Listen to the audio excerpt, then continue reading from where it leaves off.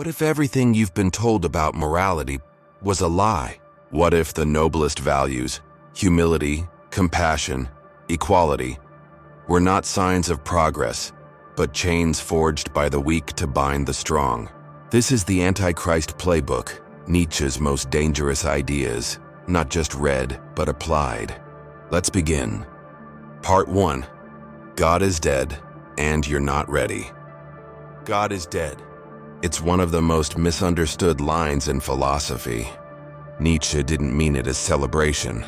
He meant it as a warning. God is dead might not by natural causes, but murdered, by reason, by science, by human progress, by you. And when the divine scaffolding collapses, you're left exposed, alone, adrift in the void.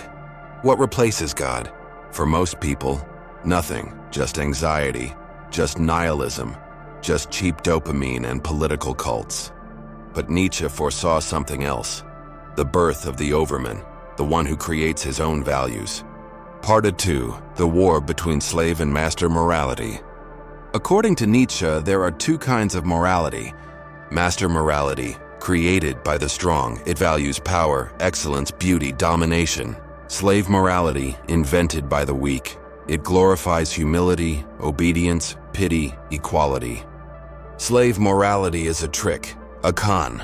It doesn't celebrate virtue. It celebrates weakness disguised as virtue. Because the weak can't rise, they drag the strong down. They call ambition greed. They call confidence arrogance. They call dominance evil. But morality is not divine. It is political. It is a tool, a leash. And Nietzsche dares to ask, what happens when you cut the leash? Part 3. The will to power. Nietzsche rejected the Darwinian idea that life merely wants to survive. No, life wants to expand, to dominate, to express itself violently and creatively. This is the will to power. It's not about tyranny. It's about transformation, creation, willing a new world into being, even if it burns the old one down. Most people don't understand this. They mistake comfort for peace. They think survival is enough. They worship mediocrity and call it virtue. But you weren't born to survive. You were born to become. Part 4. Ressentiment, the weapon of the weak. Nietzsche coined a term, ressentiment. It's not just resentment, it's moral inversion. It's what happens when the powerless can't take revenge. So they redefine the rules to make their suffering look noble. They say it's good to be oppressed. They say it's virtuous to have nothing. They say the powerful must apologize. But they don't mean justice. They mean revenge. They hate the strong. Not because the strong are cruel, but because the strong make their weakness obvious.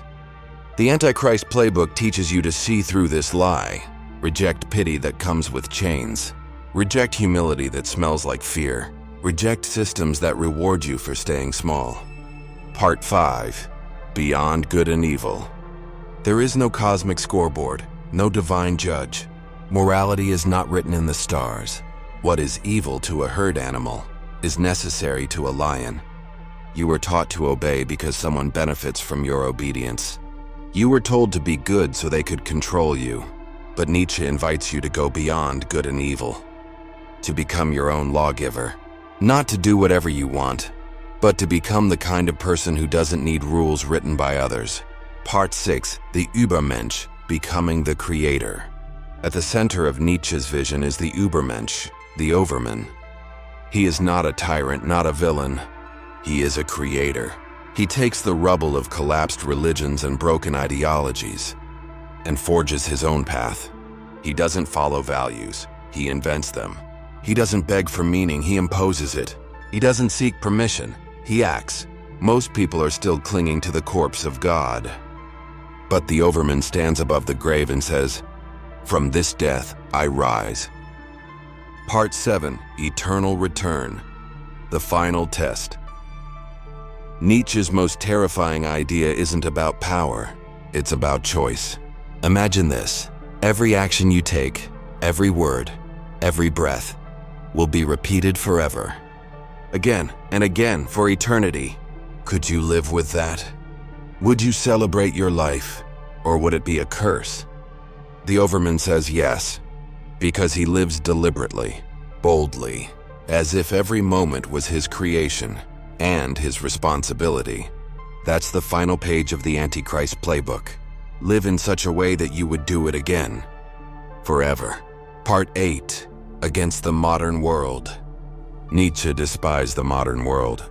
He saw it as a culture of mediocrity, where herd instincts replace higher values, where people worship comfort over greatness, where decadence is disguised as progress. Look around you. Outrage is currency. Victimhood is power. Simplicity is shamed. Complexity is feared. You were born into a world that hates greatness, but pretends to love virtue. The Playbook teaches, tear off the mask, speak the unspeakable. Stand alone if you must, but never bow. Part 9. The Abyss. He who fights monsters must see to it that he does not become a monster. But that's not a plea for cowardice. It's a call for self-mastery. Because once you walk beyond good and evil, you face the abyss.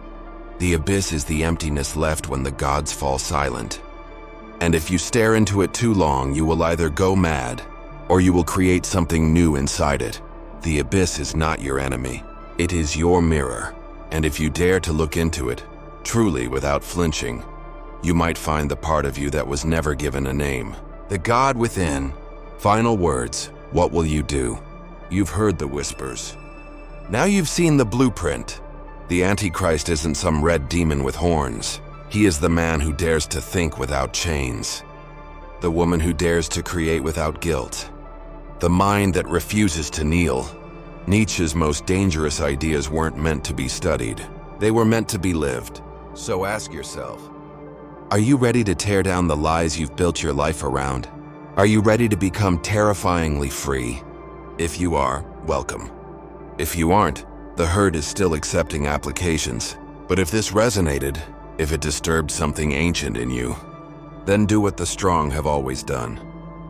Like the video, subscribe to the channel, share this with someone who still thinks virtue is holy, and most importantly, start writing your own commandments. The next episode will go further. Nietzsche versus Christianity. Will to power versus will to obey. Until then, create, destroy, become.